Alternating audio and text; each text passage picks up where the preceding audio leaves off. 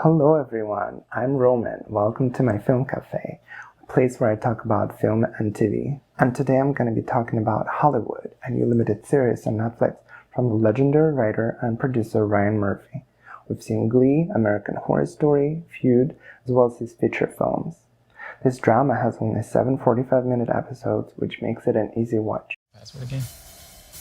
Dreamland. I want to go to Dreamland. The series is about a group of aspiring actors and filmmakers trying to make their dreams come true in the post-World War II era, or the golden age of Hollywood. Each character helps us discover the world of famous La La Land from a different perspective.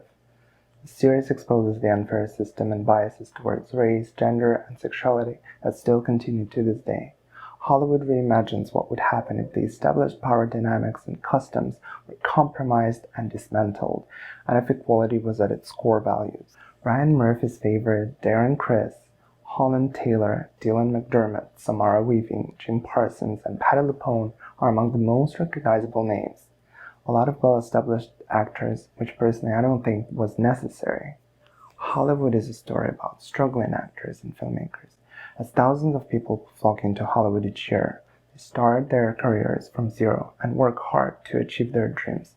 So I believe it would make more sense to cast fresh faces and give them a chance to jumpstart their careers. Ultimately, the show does a great job portraying the real lives of struggling artists in LA. It's nearly impossible to be cast, especially if you don't have the so-called all-American look, or if you're too dark or too flamboyant. Hollywood recently jumped on the diversity train, but it's far from ideal. At the moment, the trend seems rather forced, and it will take some time for it to become natural and effortless. What I like about this show is that, like most Ryan Murphy projects, it's filled with hope and optimism. The characters never give up, and always try to find a solution to their problems, which surprisingly comes easy to them, unlike in real life.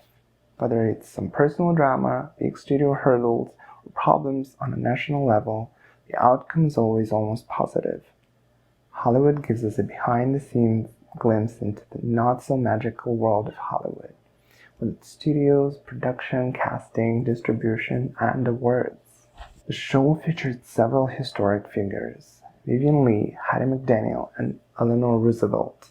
But the real truth is that they're fictionalized, so their presence wasn't necessary. It has allusions to Hollywood history as well. My favorite is when Jim Parsons' character is late to a meeting, and he says, "Sorry I'm late, should have taken Fountain." When Bette Davis was being interviewed on a talk show, she was asked what advice she has for actors trying to make it in Hollywood. Her response was, "Take Fountain." Also, Ryan Murphy made a show a couple of years ago called Feud about Bette Davis herself, so he might be a bit of a stan here. I am not just a star. I am a star maker. Speaking of Jim Parsons' character, to me it seemed like it was poorly written. I got the impression that the writers tried to make him multidimensional, but it just didn't work, and they couldn't implement it very well. He's this Harvey Weinstein-like agent who takes advantage of the actors that he represents. He has no boundaries and is willing to commit crimes all while being mistreated and bullied himself. Maybe it's not the role, but the casting decision. I'd like to hear your thoughts on it. All in all, Hollywood is entertaining and fun, but like most Ryan Murphy shows, it starts well, and by the end, it becomes a bit of a mess. In this particular case, it was rushed, I think, like the last season of Game of Thrones, if you know what I'm talking about. The last 2 episodes could have been extended into 4 to give more screen time to certain characters and their storylines, if that's what the creators wanted. Or they could have removed several unnecessary story arcs. In the end, it's not a major deal breaker and the show is still watchable. I personally liked it, and I would recommend it for being a limited series, but a lot of people might disagree. I give the series a rating of 7 out of 10.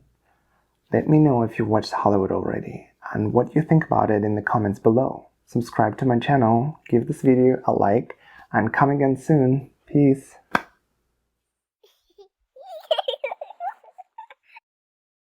And the words, you to this day. Why is it so difficult?